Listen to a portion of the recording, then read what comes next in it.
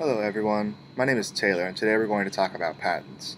First we're going to talk about what a patent is, what the first-to-file system is, and then finally what can and cannot be patented, an example being the Myriad case. So let's get started. Hey guys, my name's Nicole. I'll be talking about what a patent is today. And so first we're going to get started. Like many great institutions of the United States, the protection of intellectual property is outlined in the Constitution. And so once something is patented, the owner of the patent has legal jurisdiction to control the production or use of the patent entity.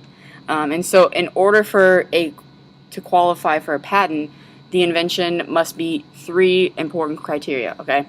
So first, it has to be novel. This means it has to be a new idea, and it cannot be identical to previous work done by others. The second one is the invention must be useful, right? Why are you going to make a patent on something if you can't even use it? Finally, the invention must be non-obvious. The invention cannot be an obvious extension or combination of previous work of others. So after all of that is decided, that it goes through an extensive review process, and it has to make sure that it meets those three provisions. If the invention does, a patent is issued. It will last for 17 years from date of issuance or 20 years from the filing date. While the law surrounding patents has largely stayed the same throughout time, a major change in patent procedure came along very recently. On September 16, 2011, President Barack Obama signed into law America Invents Act, changing the U.S. patent system from a first-to-invent system to a first-to-file system.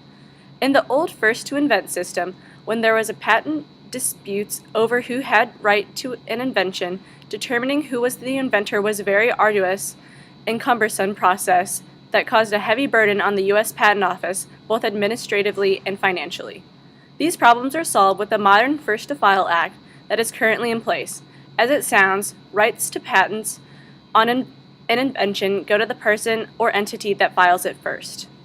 In the Myriad case, the Supreme Court ruled that the patents of human genes cannot be patented because it's invalid and unconstitutional. The lawsuit alleged that two human genes associated with ovarian and breast cancer, BRCA1 and BRCA2, cannot be patented because of where they came from. Anything of natural origin is not patentable.